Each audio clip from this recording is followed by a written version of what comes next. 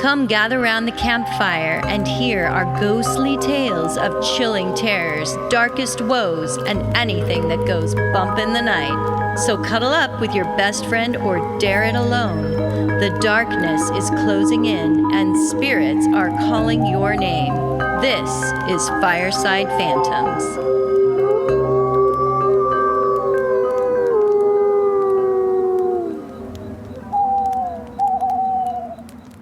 Hello, Carol. Happy Halloween. Happy Halloween. This will be the last episode you guys hear from us before the big day. So happy Halloween, everybody. And hopefully it's going to be a good one for you. I am really tired of, what do you call it, eclipse season that began, I think, beginning of October. It has really given me a whammy. Oh, yeah? How about you? It's been okay. Why? What's going on with you? Well, people say eclipse season usually, and for us, it's October, November for this year. And what it does is when you have a solar or a lunar eclipse, it can really remove things from your life that no longer serve you or is no longer meant to be, in your way, like as kind of like directing your path to a better year in 2023, which I'm looking forward to. Yes. Because eclipse season has already hit me pretty hard with some bad luck. Oh, I think you know a few things that's going on, but it's just been nonstop. And I'm like, it's all things I can recover from, but it's just been not fun. I'm sorry. Oh, it's okay. So, yeah. And then I know you're loving the weather here with the hot, but I got to tell you, I risked my life coming here today with the ash, fire, and brimstone storm going on outside. I can't even breathe. Just how it is in my neighborhood. It's always like this. It's a little bit on the fiery, demonic side, but it's okay. It's okay. It's nice ambiance, but I can't breathe, Holly. I'm and sorry. it's just like, oh my gosh. This morning, I just thought we were having a lot of fog, and the fog burned off. I'm like, oh no, it just turns out it's a bunch of smoke. That's great. Well, I'm just so glad for your Halloween party. It's going to be storming and raining. Great. I'm just so excited. Yeah, I'm not excited about that. In fact, we decided next year to have it the second weekend of October because we still have decent weather usually, and we can have it in the afternoon when it's sunny out on the deck. That'd be so nice. You are such a sun lord worshiper. I really am. So anyway, we hope that your eclipse season is going better than Carol's is. Yes.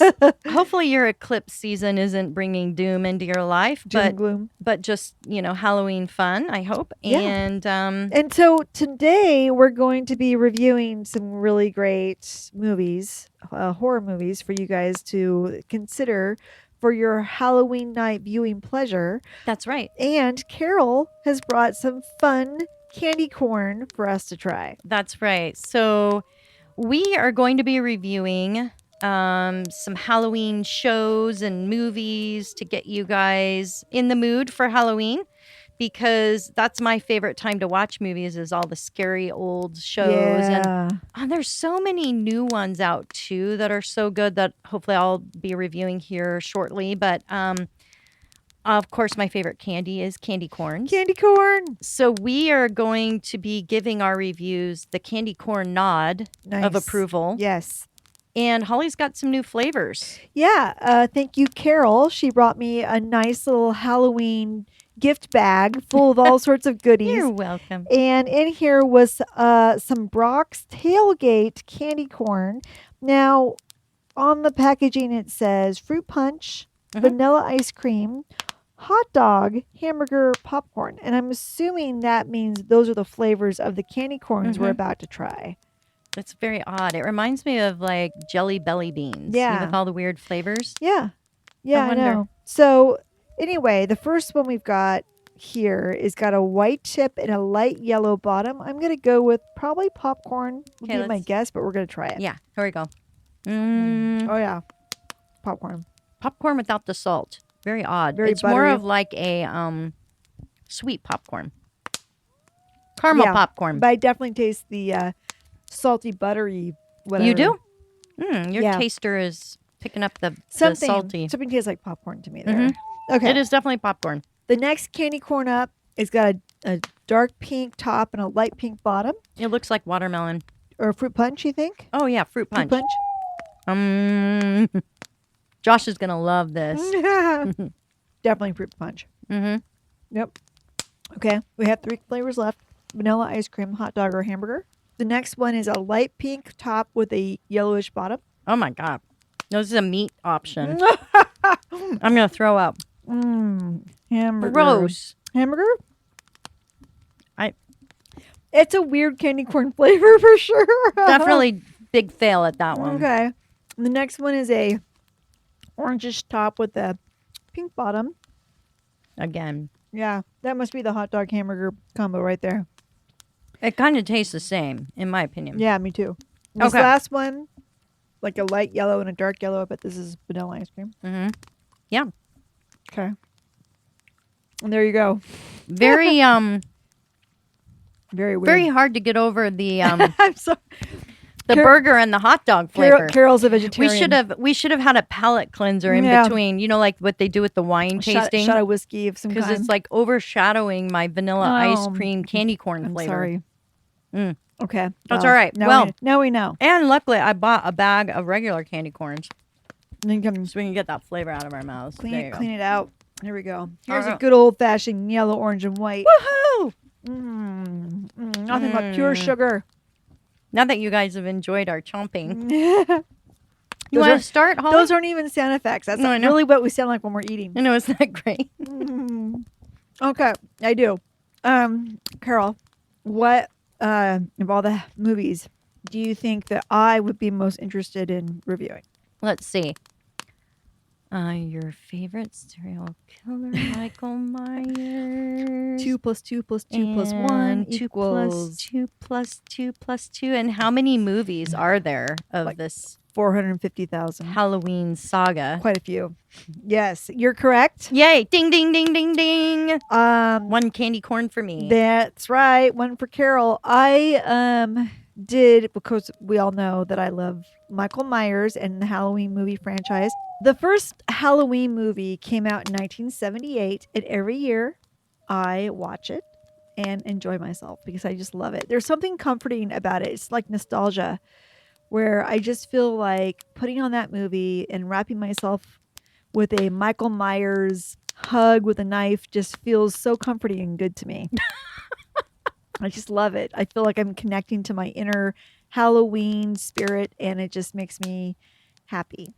So anyway, I decided, Carol, because it is such a big franchise. They've made 13 films. No way. 13, yep. Actually, I'm not sure. There might be more than 13 because of the Rob Zombie remakes, but 13 that's in the right. proper Halloween franchise. I decided that I would begin talking about the first Halloween movie, how it got made, and some of the interesting tidbits of information behind that. Were they at all haunted? I don't think so. I didn't hear any creepy haunted stories about it. Yeah. Yeah. Well, it's scary enough. Yeah, it's scary enough. And then I found a website called Pocket Lint who did the heavy lifting for us. They went through and they rank and tell you which order to watch all the Halloween movies in, which I think is great, which honestly is just the chronological order, but Oh, it's fine. It's fine. So I thought we would do a quick review of all the movies that have been out, and we will end with the one that came out this year, Halloween Ends, which, interesting title. So let's get going. Let's get some do it. Michael Myers up in here. Holy cats. Halloween. The night he came home. The first movie, like I said, came out in 1978, starring a very young Jamie Lee Curtis and directed by one of Hollywood's soon-to-be legendary directors, John Carpenter. yay. Yay, John. The concept for the film began when one of the executive producers, a guy named Irwin Yablans, that's quite a name, Irwin Yablans, Yes. came up with a concept. They could make a horror movie about babysitters on Halloween night. Love Ooh. it. Love it.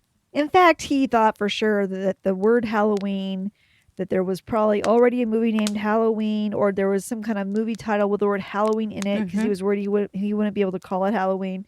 Nope, turned out no film had ever been made before with even the word Halloween in the title. That is so bizarre. He said that was a very strange thing to find, very rare at that time in 78. No one's ever even made a movie that says Halloween in the title. Like, I Because it love was Halloween. meant to be. Yeah, Meant to be I for guess him so. to It was come along. waiting for him.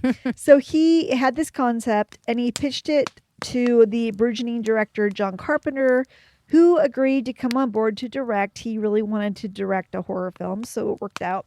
He said, though, that he wanted to have his name above the title and he wanted complete creative control, which is every director's dream. Yep. He wanted to create the music himself and he wanted a budget of $300,000. Oh, God. That's a dream now. Right? I know. Well, that even in So 78, that was funny. a dream. Oh, really? Yeah. So Yablons was like, really? $300K? Like, that's nothing to make a movie on. That's like free almost. So even in 78, that was a very low budget film. So he thought, okay, well, I'm definitely hiring you for the job and I'm going to go out and see if I can get the money. So he goes out to try to get the money. He taps another guy. I think he's also known as an executive producer on the Halloween movies. His name is Mustafa Akkad. Ooh, I like his AKKAD. name. Yeah, it's cool. Mustafa Akkad. He tapped him for financing the project, and so they pitched it to him. And Mustafa said he was nervous because the budget was so low. He's like, sometimes, and by the way, I got this all from a documentary about the making of Halloween. That's where I'm getting all this information. Mustafa better watch out for Scar. Yeah, No, that's I'm right. kidding. That's right. Okay, go. So Mustafa said that, usually there are two flags you get when people come to you for money. Either the budget's too high or it's too low. He said this one was way too low. And he was like, what's the catch? And they're Yeah. like, no, there's no catch. This is all we need to make this incredible film. And he was like, okay. So he gave them the money. Getting the green light of complete creative freedom and his big $300,000 budget, John Carpenter skipped off to his old friend and collaborator Deborah Hill's house to produce the project with him. He's like, Deborah, I snuckered these people out of $300K. Let's go write a script. And she's like, okay. Yeah, because, Deborah's, they love horror. Deborah. Yeah. And they're Didn't not we have a thing scared about of Deborah? nothing. No, Yeah. they're always power Yeah. women for sure. They're power women. Power women. So the two of them sat down. They banged out a script in like 3 weeks. So like their pre-production was essentially 4 weeks long. It was real fast. They set it in Haddonfield, Illinois, because Deborah Hill was from Haddonfield, New Jersey. And I think they wanted to put it in the Midwest. So that's why they didn't use New Jersey. So after they got done writing the script, they started to pursue a lead actress to play the head babysitter, Laurie Strode, and the main protagonist of the film. So they started looking around at different actresses at the time when Deborah Hill suggested Jamie Lee Curtis. Well, both Carpenter and Hill loved this idea because Jamie Lee's mother, Janet Lee, starred in Alfred Hitchcock's Psycho, Right. which both Carpenter and Hill were big fans of. Plus, Deborah knew she could market the film with Jamie Lee as a star because she was the daughter of Janet Lee and Tony Curtis. So that would get the attention of audiences. Like, let's come see their Yeah. kid at work in this new horror film. Jamie Lee auditioned for the role and she nailed it. So they cast her straight away. Her two girlfriends were played by Nancy Kyes, who was married to the film's production designer Tommy Lee Wallace, and PJ Soles, who was also fresh off the horror film Carrie, which had just come out. That's kind of cool to have on your resume, Carrie and Halloween. That was quite the resume. At the time, PJ was actually married to Dennis Quaid, and they wanted to see if Dennis wanted to have a part in the movie, but he was working on something else at the time, so he couldn't do it. Dennis's smile is super creepy. It I can think be. he would be a good. He would have made a good Joker in Yeah. the Batman series He because he's already totally got a would. naturally big smile, Yes. overbearing smile. Yes. So then they decided to cast Sam Lewis, who plays a psychiatrist who treated the boogeyman, quote unquote, boogeyman, Michael Myers. So first they wanted Peter Cushing, who was like a British actor, but unfortunately he was making Star Wars at the time. He was one of the, I think, Evil Empire's bad guys in that. Okay. So after batting around a few more names, they got Donald Pleasance to play the part. They offered him an additional $20,000 to do the part. So the film's budget spiraled up to $320,000. Oh, no. Pleasance did agree to do it, and it was all worth it in the end. So he was on board. So this part made me laugh. The name Michael Myers, which is the serial killer in the movie, was the name of a man that was able to get one of Carpenter's earlier films into a film festival. So, as a way to say thank you, they named the psychopathic serial killer after him in Halloween. That is quite the thank you. What a nod. Hey, Wow. thank you. And by the way, we've just named our main character after you in this movie. That's great. What's the character? yeah. What's he about? Well, he's a serial killer and he likes to stalk and kill babysitters. Oh, okay. But his name is so memorable. Michael Myers. Yeah. It just rolls off your tongue. Yeah, and who knew that in like 20 years we'd have a famous comedic actor named Michael Myers. I know. It just kind of works. So anyway, that's how Michael Myers was named Michael Myers. So for the psychology of Michael Myers, this part I thought was really creepy. Carpenter said he based it on a scary experience he had when he was in college. He took a psychology class, and during the class, they went on a trip to a psychiatric hospital for the most severely mentally ill people in the state of Kentucky. He said when they were there, they came across a 12-year-old boy who had what Carpenter said was a schizophrenic stare. And it was the creepiest thing he had ever seen. So the kid was just basically blank staring them as they walked by, like just nothing behind his eyes. And so that was what he used as inspiration when he wrote the lines for Dr. Loomis to describe Michael Myers as having this blank stare with nothing behind his eyes. Very creepy. Very, very creepy. That is what makes him super different than a lot of the other film serial killers. Right. It's just his silence. He's silent. Watching. He doesn't talk. He doesn't even run. He just walks slowly. But yet he always manages to capture his victim somehow. Yeah. It's very, he's got no expression, mostly because of the mask. But yeah, he's a very diabolical, creepy guy. Yeah. So they started production on the film in May of 1978. They shot the whole movie in 4 weeks. Which is great. Unbelievable. So great.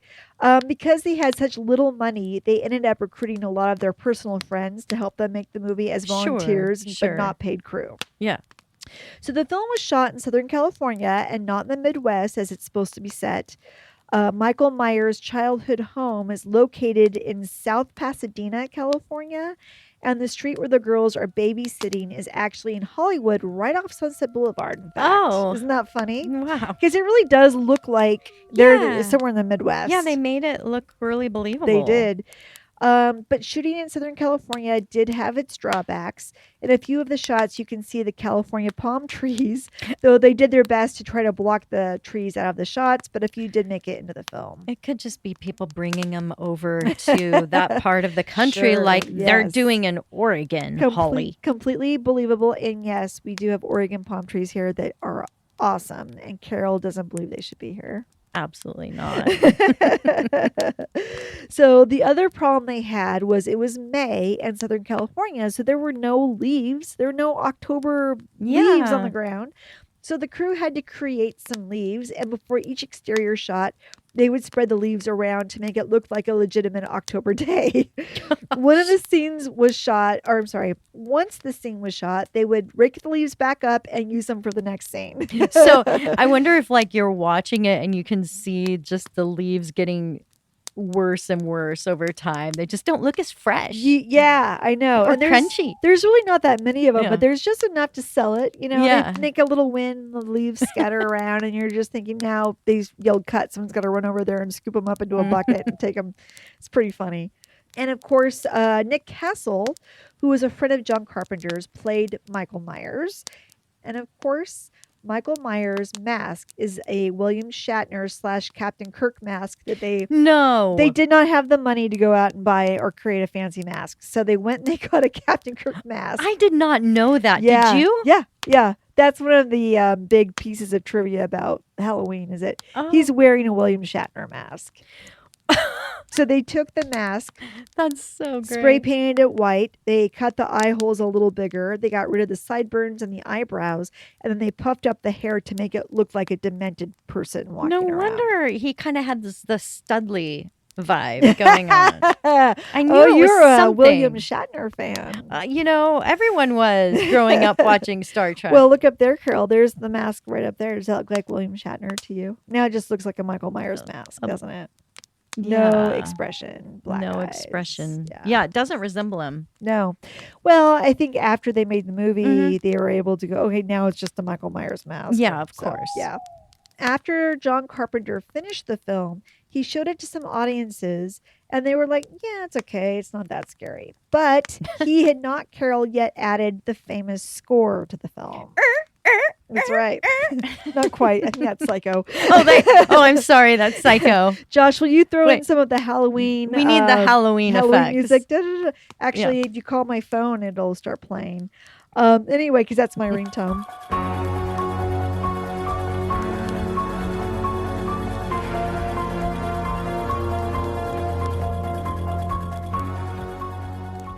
His dad had given him these bongos that he never used, but his dad taught him 5/4 time on those drums. And he's like, that's all Halloween is. It's just 5/4 time on the piano. What? It is? Yeah, that's all it is. And then he adds in Really? some creepy chords in the background, but it's just like It's definitely That's 5/4 It's time. definitely tritones. yeah. I will say that as a musician. Yeah.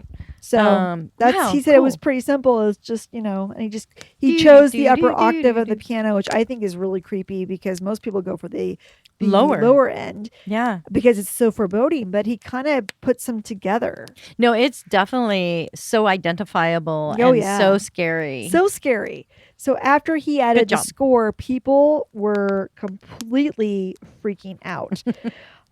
They were so scared, and it really blew the film up to the next level. So when the film was released in October of 1978, the filmmakers could not get any distribution. It was an independent film after all, so they really didn't have a way to get it to theaters. So they were able, through a favor owed to one of the producers, they were able to get MGM to make them 400 prints of the film.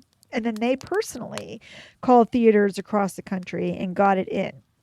When it first opened in Kansas City, there was not much box office return on opening day, and they were a little disappointed.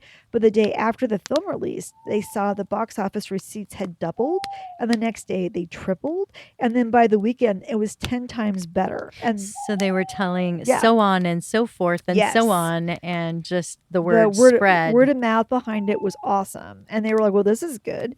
Then they were able to get into the Chicago Film Festival, where they got really good reviews. This influenced their box office, and the film really started making more and more and more money. Halloween ended up making more than $70 million, Holy making cow. it the most profitable independent film ever released at that time. So a $320,000 budget turned into 70 mil. Wow, that's a good return on your investment. Yeah, pretty good.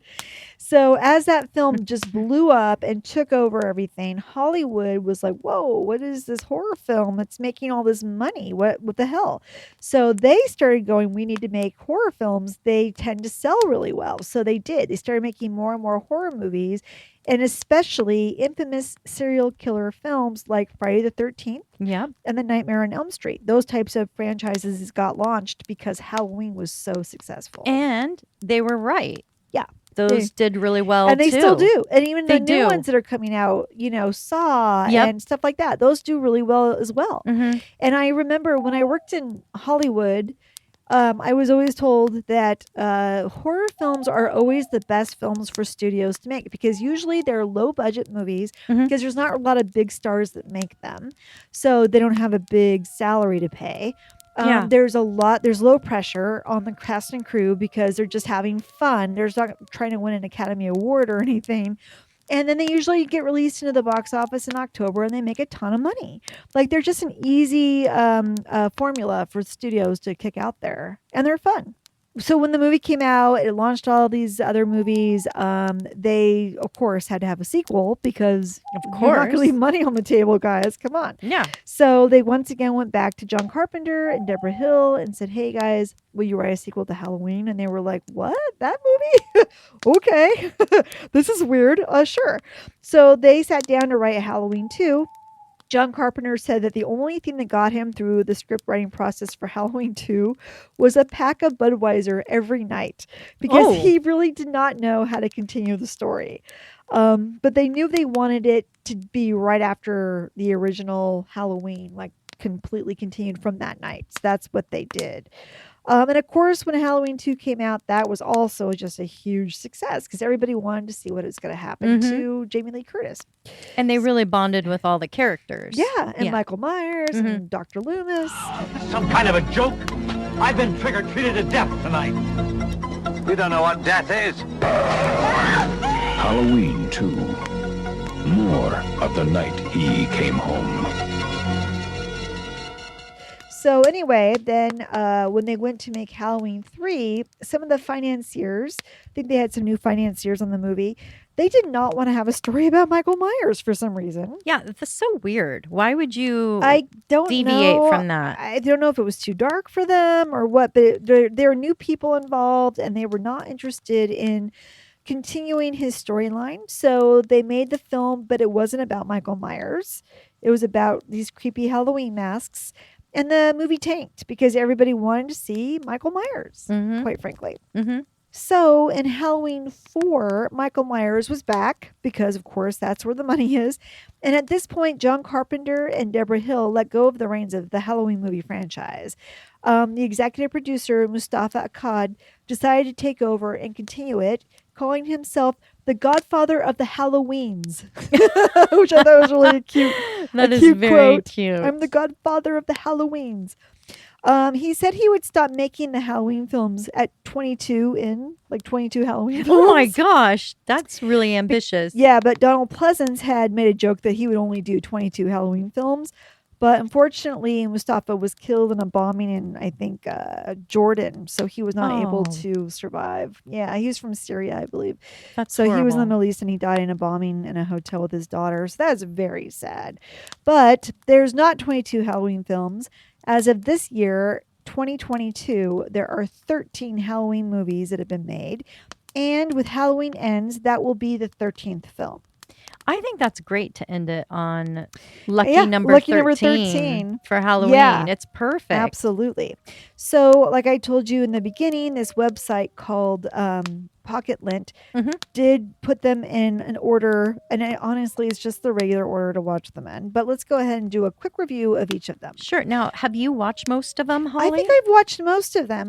There may be one or two that I have not seen or just can't remember seeing it because I usually do make a pilgrimage if there's a new movie coming out to go see it. A pilgrimage. A pilgrimage, My it's a goodness. must do because I Yes. started watching these movies as a teenager. So, the original 1978 classic Halloween. Of course, you should watch this one first to see the Absolutely. film that kicked off all the other madness. It's a fun film to watch. There's really creepy shots. Like I like the way he pulls back from houses and you have Michael's point of view through the house and it's pretty creepy. And it sets up the whole babysitter in jeopardy theme, which we love to follow through all the other movies. Michael Myers starts his murder spree as a young boy when he murders his sister on Halloween night. He's then put into a mental hospital, and like 15 years later, he comes back to attack Jamie Lee Curtis and her two best friends on Halloween night. I would like to give this a 5 candy corn rating. Wow. And here we go. Here we go. I'm so excited because you know how much I love candy corn. So that's Here we go. That's 5. That's a five 5-star film right there. Star Now it's, review. 4 candy corn. So Mm. I'm eating one of the hamburger ones, I think. Okay. All right. Number 2, Halloween 2, of course. Of course, this is a continuation of the night from the original film. Michael Myers tracks Jamie Lee Curtis to the hospital, and in doing so, rids the earth of many nurses and doctors in the process. Sounds like last year. Yeah, exactly. Spoiler alert, we find out that Michael is after Jamie Lee because she may be yet another sister that he has to take out. I believe that's revealed in that one. I can't remember. It's been a while since I've seen it. I would give Halloween 2 4 candy corns. That's pretty high. It's Are you pretty sure good. about this? I am. Okay. That's 4 candy corns. Okay. Are you okay with your flavors or do you want to go back to the regular flavor? I'll eat these. This is fine. Yeah, I'm fine. Halloween 4, The Return of Michael Myers, would be the third one you watch. Of course, you're going to skip over Halloween 3 because it has nothing to do with Michael Myers. Of course. And I think most people do that. Yeah, they should because it has nothing to do with the rest of the franchise. And do you really lose much of the story? Does it add anything to it? No. Are they really missing out on anything by not watching it? They can watch it as a standalone film. I mean, it's okay, but it's not have anything to do with the rest of the franchise, so it's kind of silly, but whatever. Okay. Yeah. The world's going to change tonight, Doctor. Happy Halloween. Stop it!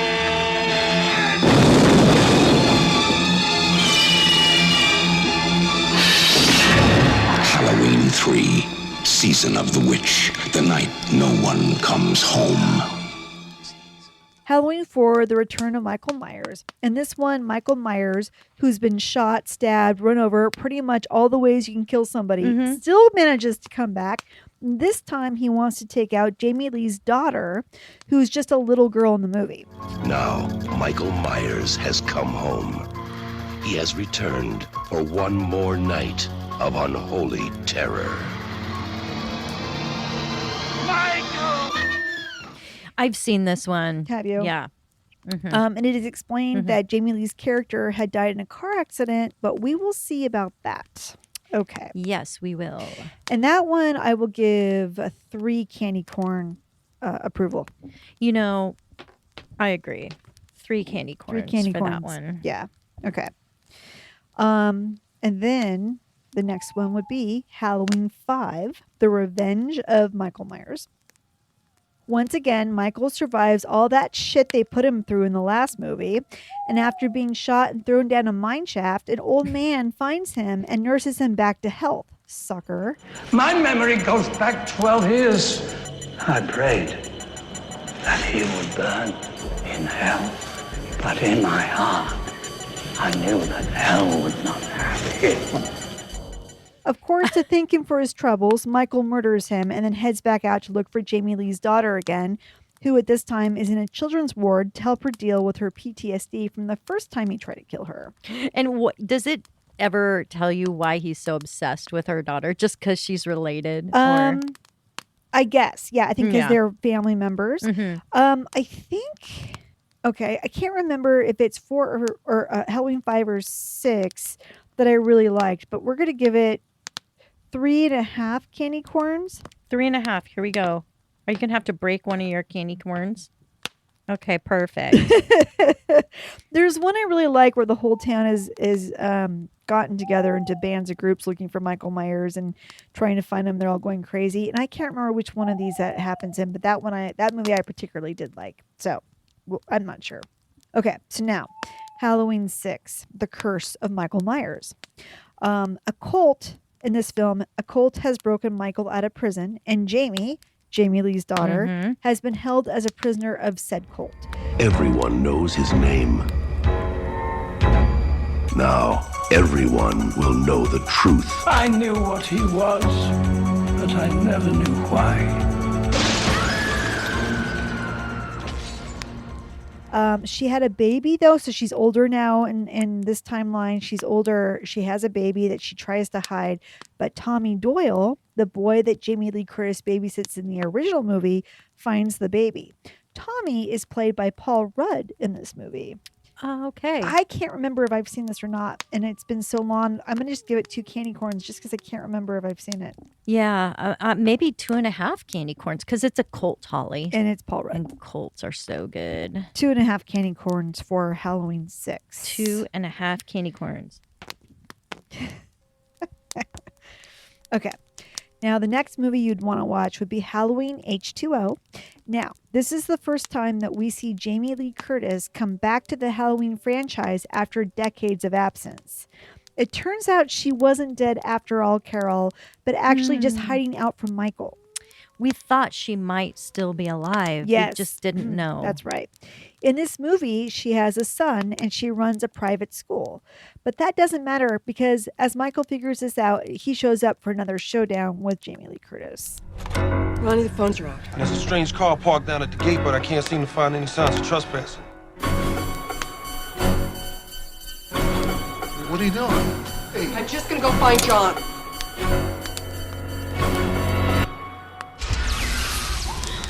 And it just shows you that even though you attend a private school, you're not any more safe That's right. from Michael Myers.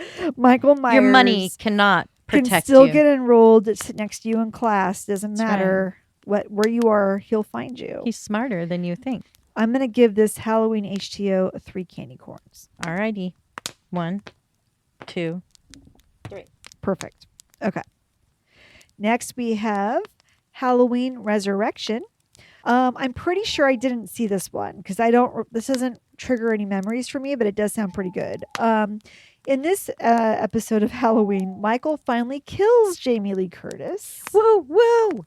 And then ends up on a reality show where people are trying to stay alive for a night in the house with him. I love that. Sounds like such a great storyline. I haven't seen it, but I'm thinking it's a 5 candy corn. It has to be. It has to be. Any reality show, of course. 1, 2, 3, Yeah. 4. I'm thinking so. 5. I'm going to be sick after this episode, just to let you know. No one will be allowed to leave until the show is over. You stay the night. Let the dangertainment begin. Now, You think this is the one that he used to, do his thing? the webcast is live. Trick or treat, mother. So we'll say that's 5, even though I haven't seen it yet. Okay. Okay. So then in 2018, Halloween comes back out, but they just name it Halloween, nothing else, just Halloween. She was almost murdered. Wasn't it her brother who murdered all those babysitters? No, it was not her brother. That's something that people made up. Do you know that I pray every night that he would escape? What the hell did you do that for? So I can kill him. You don't believe in the boogeyman? He's here!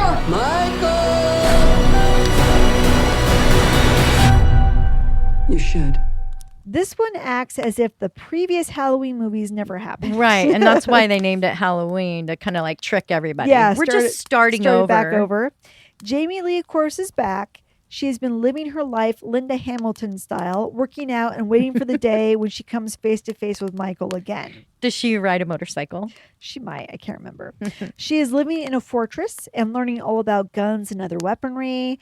She has a very strained relationship with her daughter, but she's close to her granddaughter. Michael, however, wants to reconnect with Jamie again as well, and boy, does he. So I'm going to give this 3 candy corns. 3 candy corns. We go. 3 candy corns. Okay. So then in 2021, Halloween Kills comes out. We killed Michael. My grandmother set the fire. No one told you. Told me what? Michael Myers is alive. A man couldn't have survived that fire. This film is obviously the continuation of the 2018 Halloween, where Michael is left to die in the basement of a burning house. Yes. But of course is rescued by some uninformed firefighters who he subsequently kills. He then follows Jamie Lee in hot pursuit. He always kills the people who save him. I know. Come on, Michael. And of course, the whole time, Jamie Lee's like, don't save him. Let him burn. And the firefighter's like, we're going to save you. And Michael's like, sweet. I'm going to kill you. He follows Jamie Lee in hot pursuit while the hospital she's at is going crazy with Michael Myers' paranoia. However, Jamie and her daughter and granddaughter try to face him, but ultimately, spoiler alert, one of them does not make it. Oh, no. I'm going to give this one a 3 candy corn salute. Okay. And finally, Halloween Ends 2022. This is my pick to put here. This was not put in there by Pocket Lint, but probably because this movie just came out. Yeah, they probably didn't have it reviewed yet. I don't think so. As it ends the latest Halloween trilogy that started in 2018, this movie shows Jamie Lee and her granddaughter living their lives in Haddonfield, even though they are hated by the townspeople for the destruction that Michael has brought to the town.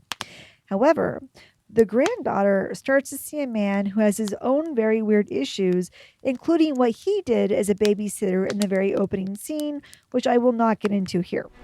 What are you gonna do when Michael comes back for you? Because he is coming. But this time, something feels different. He's more dangerous.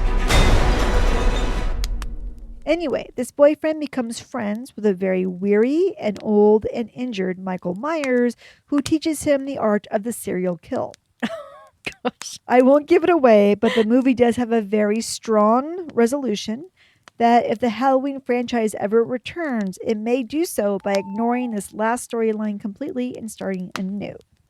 So I thought that this Halloween was kind of weird. And I'm not sure I liked it that much. I'm only going to give it 2 candy corns. Oh, that's sad, Holly.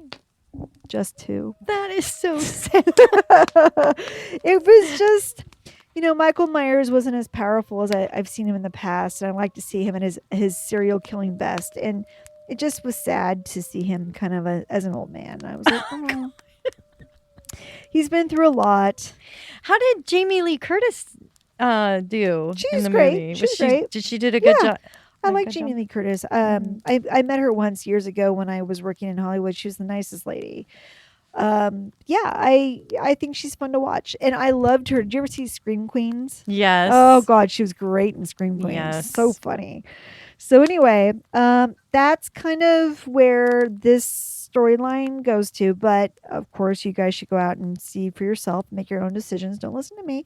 Maybe you would give it more than 2 candy corns. But it wasn't, I don't know.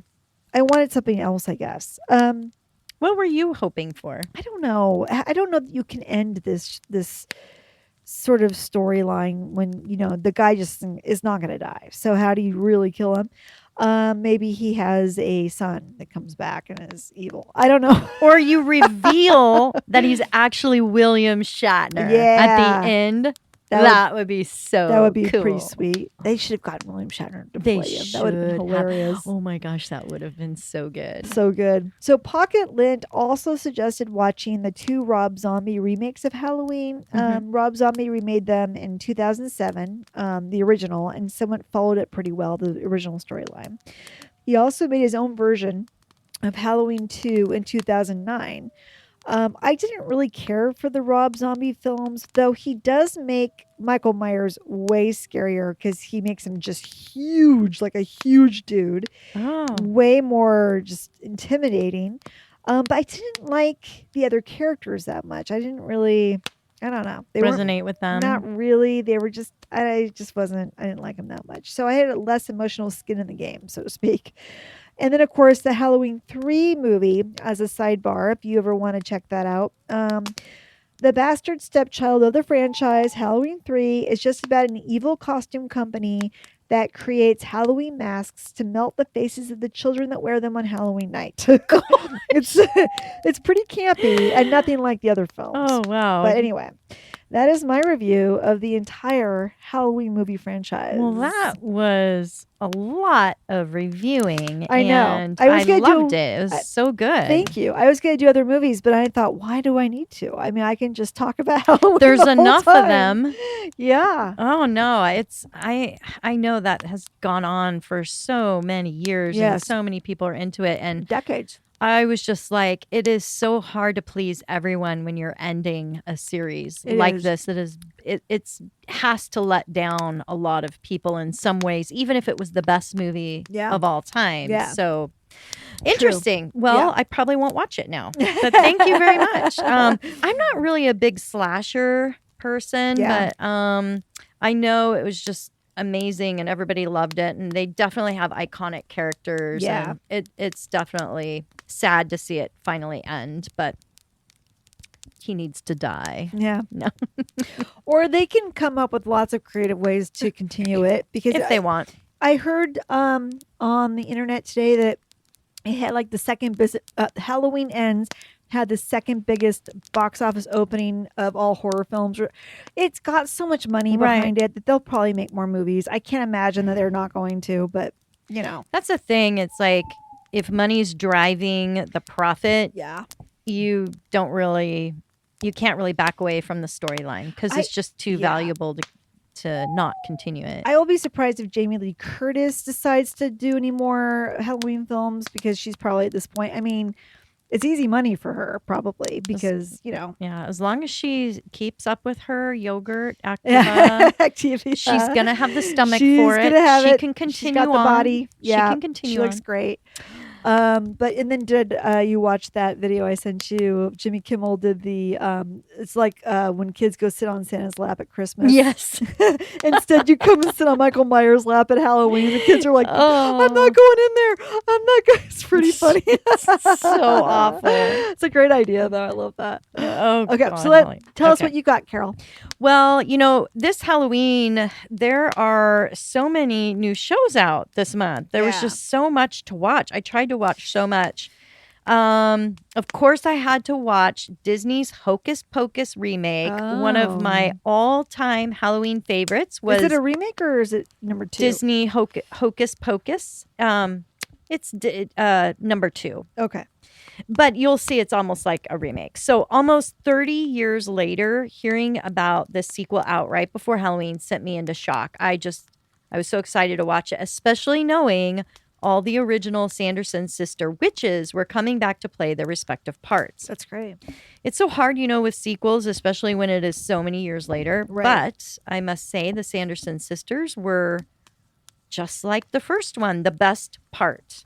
They were so good. My husband, who was sleeping through most of it, just kept waking up from time to time to comment on how 30 years later the witches hadn't aged a day. That's because they're witches. Not at all. Yeah. I think he was trying to figure out if they were using CGI on their faces, but I think you nailed it. Yeah. They're witches, obviously. They knew spell casting. Yeah.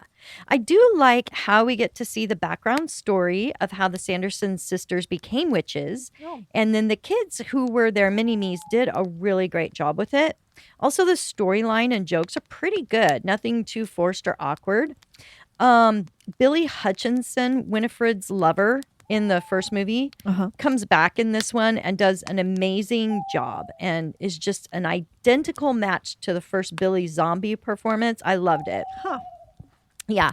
And I don't want to give away really any spoilers, but there was a lot of hella dissatisfaction though, because I, for one, was expecting some original knock it out of the park tunes from the show.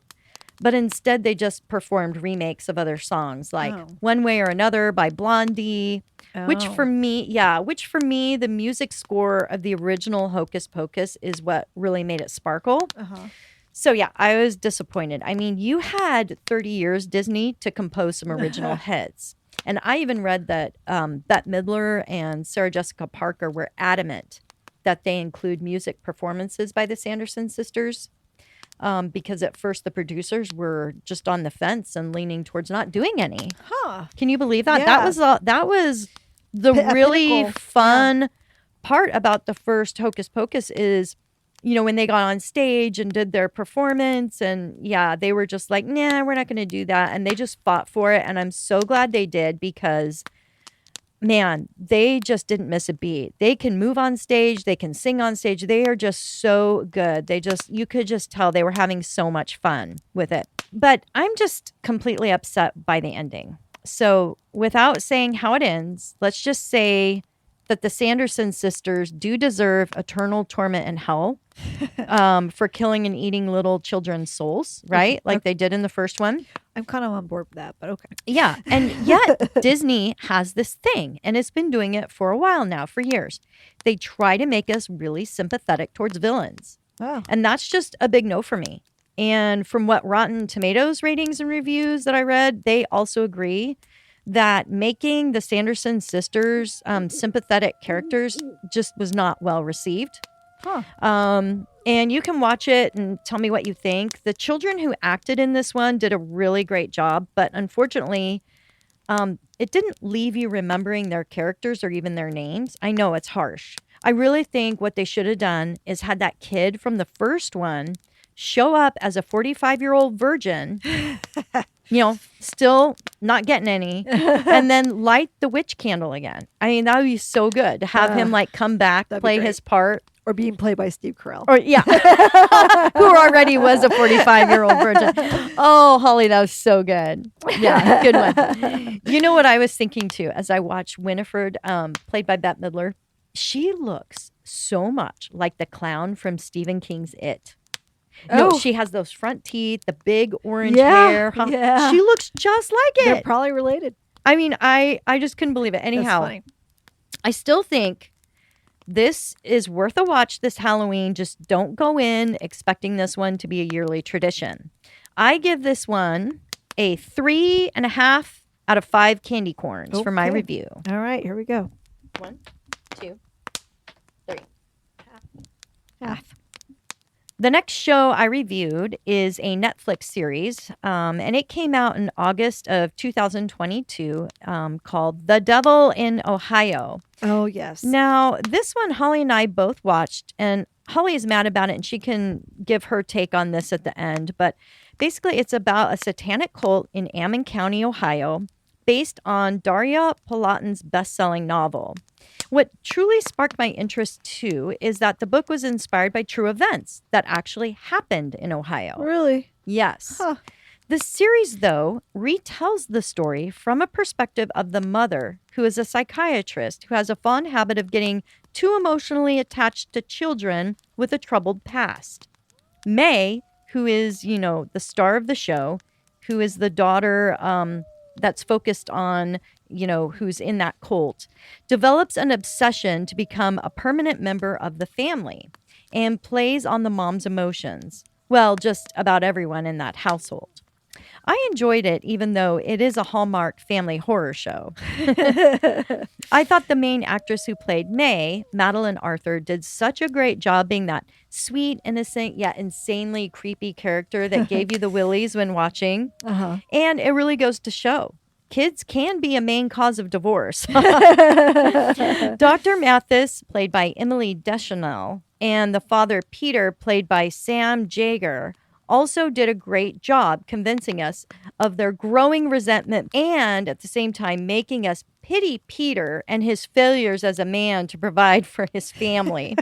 I love a good creepy story that features miles and miles of cornfields and crows, Holly. The story was less horror and more suspenseful in trying to discover how to stop a cult in a remote area of Ohio from harming their members and just trying to save the girl May, who ends up escaping before she is forced to do a death ritual. But as awful as her situation, we don't even know if this girl is Satan himself or if she's worth saving. And even at the end, you're like, eek! So to me, it had some Carrie vibes to it too. Yeah. Thumbs up for a non-gore, suspenseful, and creepy show. And maybe I liked it because cults always fascinate me. So I give this one a solid 3 candy corns review. Boom, boom, boom. Oh, did you hear that? Yeah. The whole family can watch this one and be thankful they don't live in Ohio. So what did you think about it, Holly? You didn't even make it through, or did you make it through? I did. I saw the whole thing. There are certain scenes I liked, but ultimately I did not know it was based on true events. I'd like to know the story behind it. In fact, that might be a good one to cover for our podcast. Yeah, you could read the book. It's probably really insightful of, how cults work and everything. It's pretty spooky. That is spooky. I don't know. I thought that it was, like you said, very Hallmark horror. And it wasn't necessarily all that scary. There were some interesting parts to it. I wanted there to be more creepy and less, oh, I love you. I just wanted it to be really own itself as a Halloween, or not Halloween, but horror film. Mm-hmm. I don't know. Yeah, it definitely was all about the family drama it as was well all about going on. Yeah, the family drama. And I thought the acting was okay. I just thought that the whole thing wasn't that well written. I was kind of like, meh. I liked the little girl, though, in the family that would sing. Oh, yeah. The singer. She was cute. good. She was very cute.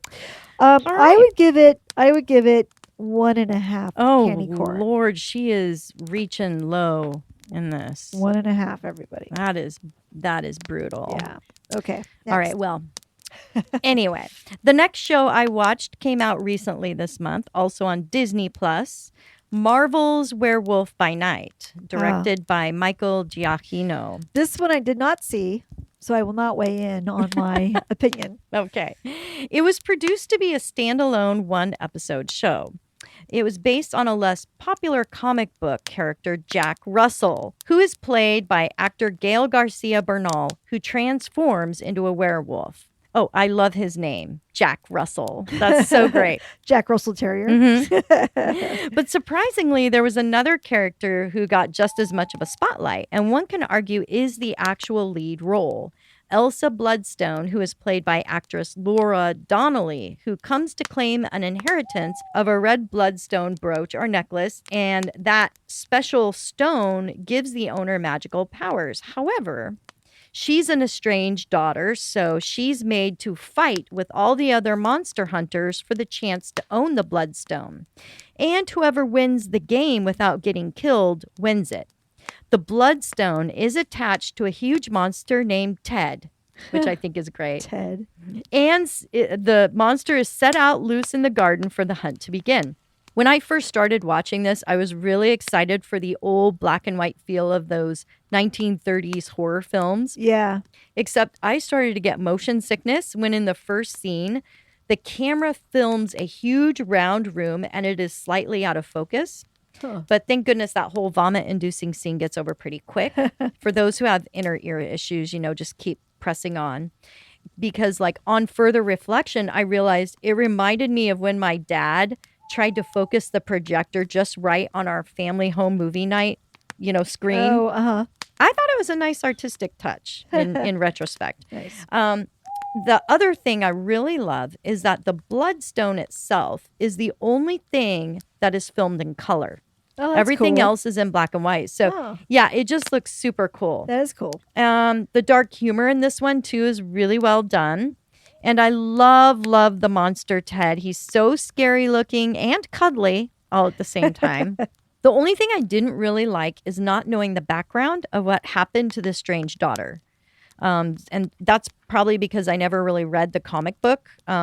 So not a problem for true Marvel fans who are into that.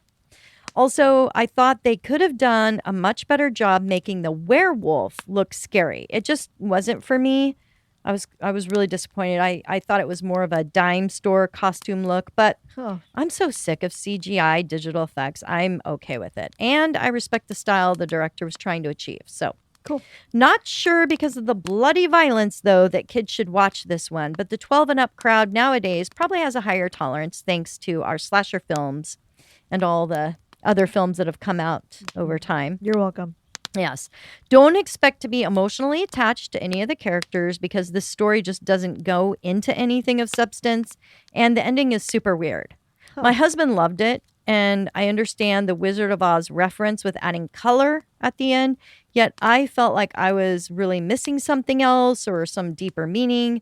But that's just me. So I give it a strong candy corn, 4 candy corn review. 4? Yeah. Wow. Okay. Because it does deliver that nostalgic old movie Halloween horror entertainment for a stormy night with popcorn. Nice. So 1, 2, 3, 4. I also think I'm kind of heavily weighted with my love of candy corns. That's why I always dish it out a lot higher than you do, Holly. Oh, maybe. Because I just love eating them. Not They're these just over so here. great. No, I've got the good ones over here. But you're welcome to have them. Oh, thank you.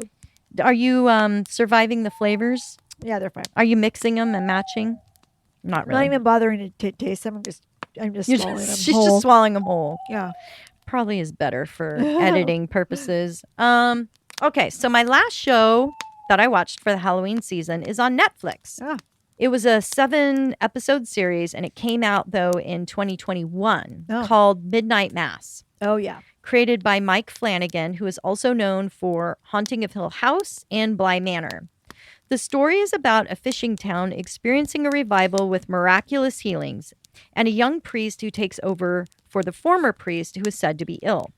There is a super creepy monster who loves to feed off cats, and if you get squeamish with blood, then this series is not for you. There is lots of gore and blood in later episodes, so fair warning. Horror shows usually are empty on storyline, character development, and plot.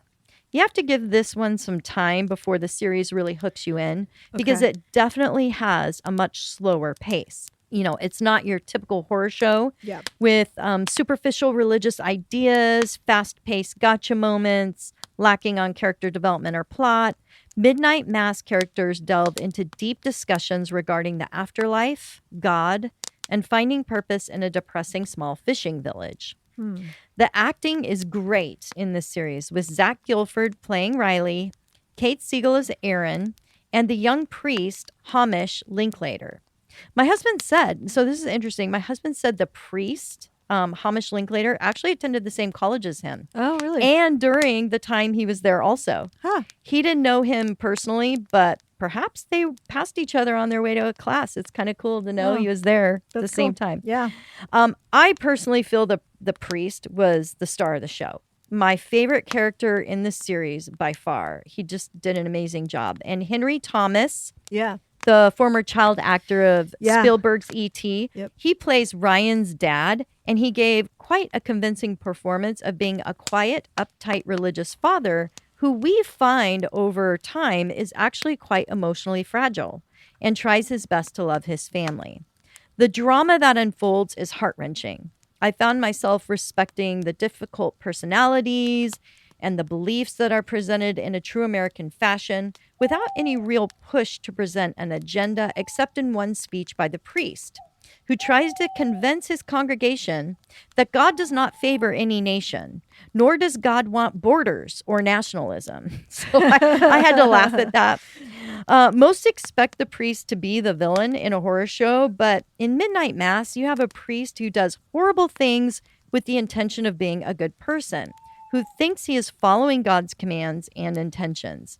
If you have ever grown up in a small community or had an upbringing where you went to church every Sunday and everyone you knew also attended, then perhaps you will feel a bit nostalgic, like you're back in church as you listen to the familiar hymns playing and the liturgy preached. Others may find an opposite feeling depending on your experience growing up in a Catholic faith-based community. Michael Flanagan wrote this with personal experience growing up in the Catholic Church and was even an altar boy himself. So I would say this series is near and dear to Michael Flanagan. Rotten Tomatoes also agrees this one is a must-watch at 86% favorable. Really? And Stephen King gave high marks on his review of it. Also, and he is the king of horror. Yeah. Speaking of Stephen King, I know we're focused on movies and shows right now, Mhm. but I am also reading Stephen King's new book, Fairy Tale. Oh. It just came out. It is so, so good. Oh, good. Run, and get this book. I am almost done with it, and it's just such a good read. Huh, good. He dedicates it to the big three early 20th century writers, Lovecraft, R.C. Howard, who did the Conan series, and Edgar Rice Burroughs, Huh.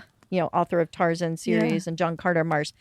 So Midnight Mass presents how the Bible can be interpreted as one gigantic horror story of blood sacrifice, war, torture, beheadings. It's quite dark. Huh. The passages can also be twisted and easily misinterpreted. We had someone write to us 2 years ago, and he wanted us to do an episode on blood rituals Yeah, I and remember sacred texts and religions. Mhm. The person did all this research, and it was a lot of effort. They put in a lot of thought with the examples presented.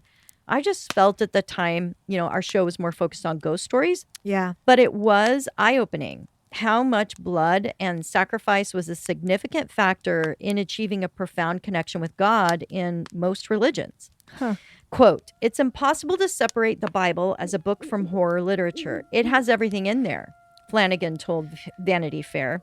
"It's overtly and unapologetically espousing supernatural, horrific events left and right. Even the hero of the story, God, the embodiment of love, drowns the world when he gets angry enough in the Old Testament," end quote. The way this series is filmed is hauntingly beautiful and at the same time horrific in its gore and horror. The end left me feeling very sad, but hopeful. And I can't say many horror stories deliver much more than disgust and fear. So, Holly, Yeah. I give this one a 4.5 candy corn review. 4.5? 4.5. Damn, girl. Here we go. And there we go. So I started watching Midnight Mass a long time ago, and I think I watched 2 episodes. And like you said, it takes a while to get into. I didn't give it a chance, and I just and I jumped ship. But now I want to go back and finish it. Yeah, it's so good. It is so good. Sounds it won't great. disappoint. It really is. You know, a lot of these ones that are coming out are horror with drama mixed in, and I kind of like that. Yeah. Yeah. Especially if you're not into just the typical slasher, right? Like Saw and stuff like that. But, this one is very gory though, so beware. A lot of blood. Is it left open to have a second season, or is it a standalone series? It's meant to be standalone with the series ending, but who knows? I mean, like when you watch the ending without giving anything away, there could be an angle where they could come back with another series, perhaps. Yeah. But I kind of love the way they ended it. Okay. So it's on Netflix. It is. Okay. I'll go back and check it back out. Because I know I watched the first couple and I was like, yes, it's okay. There's some stuff I liked about it that I just never went back and revisited. I think I moved on to something else and forgot about it. Was it after all the dead cats? That would have done I did it not for me. like the dead That was cats. horrible. I thought of you in Yeah. when that happened, and I'm like, poor Holly. Don't think that's why, but I'm sure I was like, oh, I don't like the dead cats. But I don't think I would have stopped watching it because of that. So yeah. And Creepy Monster, I'm not going to say what it is, but you guys will have to let us know what you think. Cool. And hopefully you'll watch some good shows and based off our recommendations. And eat some candy corn of all different flavors. Yeah. While you do. And we wish you a very happy, haunted Halloween. We wish you a very merry Halloween. Happy Halloween. All right. We'll see you guys next time. Next time. Bye. Bye. It all ends now.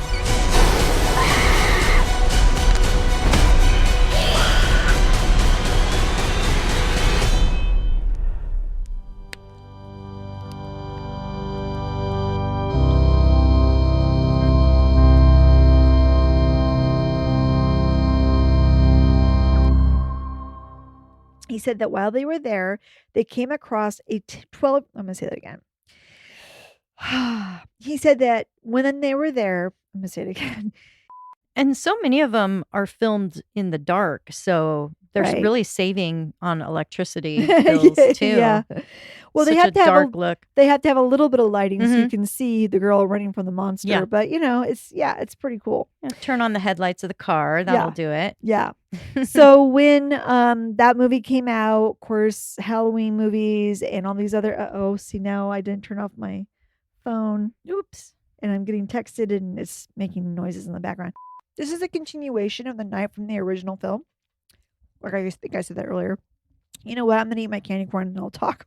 I didn't think about the problem that would happen, but wait till your gums bleed. That's the best part. Oh, yeah. All right. Is it brooch or brooch? Remember, I always have a hard time saying that. Museum or brooch? Brooch or brooch? It's a bloodstone brooch.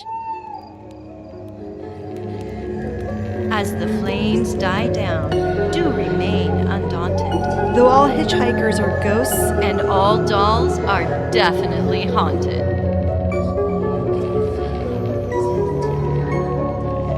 Hey guys, be sure to follow us on Instagram. Our handle is @FiresidePhantoms. If you have a spooky story you would like to share with us, send it to firesidephantoms@gmail.com and you may hear it on a future episode.